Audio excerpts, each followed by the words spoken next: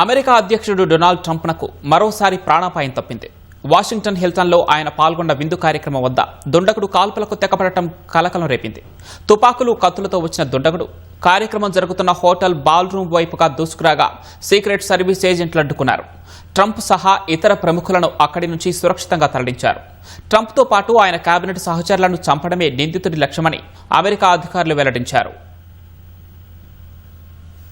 America అధ్యక్షుడు Donald ట్రంప్నకు మరోసారి ముప్పు తప్పింది. శనివారం రాత్రి వాషింగ్టన్ హిల్టన్లో శ్వేతసౌధం పాత్రికేయుల విందు కార్యక్రమంలో ట్రంప్ పాల్గొనగా ఆ హోటల్ బాల్ రూమ్ వెలుపల సాయుధుడు కాల్పులకు తెగబడ్డాడు. ఈ కార్యక్రమంలో ట్రంప్తో పాటు ఆయన సతీమణి మెలానియా, ఉపాధ్యక్షుడు జేడీ వాన్స్, రక్షణ మంత్రి పీట్ హెగ్సెత్, విదేశాంగ మంత్రి మార్కో రూబియో, ఇతర ప్రముఖులు పాల్గొన్నారు. సుమారు 2600 మంది అతిథులు హాజరయ్యారు. విందు జరుగుతున్న బాల్ రూమ్ వైపు వేగంగా దూసుకొచ్చిన సాయుధుడిని సెక్యూరిటీ చెకింగ్ పాయింట్ వద్ద సీక్రెట్ సర్వీస్ ఏజెంట్లు అడ్డుకునేందుకు ప్రయత్నించారు. ఈ సందర్భంగా దుండగుడు కాల్పులకు తెగబడినట్లు FBI అధికారులు తెలిపారు. వెంటనే అప్రమత్తమైన సీక్రెట్ సర్వీస్ ఏజెంట్లతో పాటు ఇతర విభాగాల భద్రతా సిబ్బంది ట్రంప్, ఇతర ప్రముఖులు, అతిథులు ఉన్న బాల్ రూమ్ ను తమ ఆధీనంలోకి తీసుకున్నారు. ట్రంప్నకు రక్షణ వలయంగా ఏర్పడ్డారు. బయట కాల్పుల శబ్దాలు వినిపించగానే వేదికపై ఉన్న ప్రముఖులు, వారితో పాటు విందుకు హాజరైన అతిథులు భయపడిపోయారు. ప్రాణభయంతో టేబుళ్ల కింద దాక్కున్నారు. వెంటనే ట్రంప్తో పాటు మెలానియా, జేడీ వాన్స్, హెగ్సెత్, రూబియోను అక్కడి నుంచి తరలించారు. ఈ క్రమంలో కింద పడిన ట్రంప్ ను సీక్రెట్ సర్వీస్ ఏజెంట్లు పైకి లేపి తీసుకెళ్లినట్లు సమాచారం. తర్వాత గంటసేపు ట్రంప్ బ్యాక్ స్టేజ్ లోనే ఉన్నట్లు తెలుస్తోంది. ఈ ఘటనలో ప్రముఖులెవరికీ ఏమీ కాలేదని పోలీసులు ప్రకటించారు.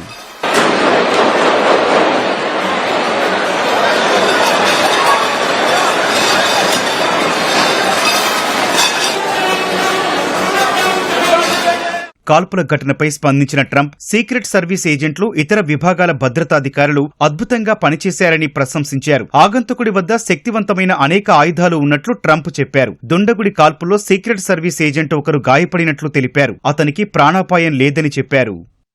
Very unexpected, but incredibly acted upon by Secret Service and law enforcement, and this was an event dedicated to freedom of speech that was supposed to bring together members of both parties with members of the press, and in a certain way it did, because the fact that they just unified, I saw a room that was just totally unified. It was in one way a very beautiful thing to see. A man charged a security checkpoint armed with multiple weapons, and he was taken down by some very brave members of Secret Service, and they acted very quickly and have just released, for purposes of transparency, clarity, I've ordered it to be put out. You probably have it by now. Put out on Truth and put out on many other platforms.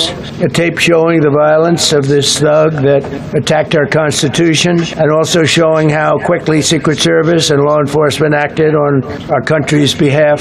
Really did a great job.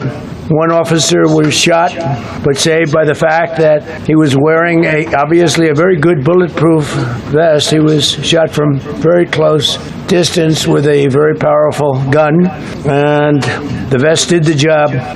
He's doing great. He's in great shape.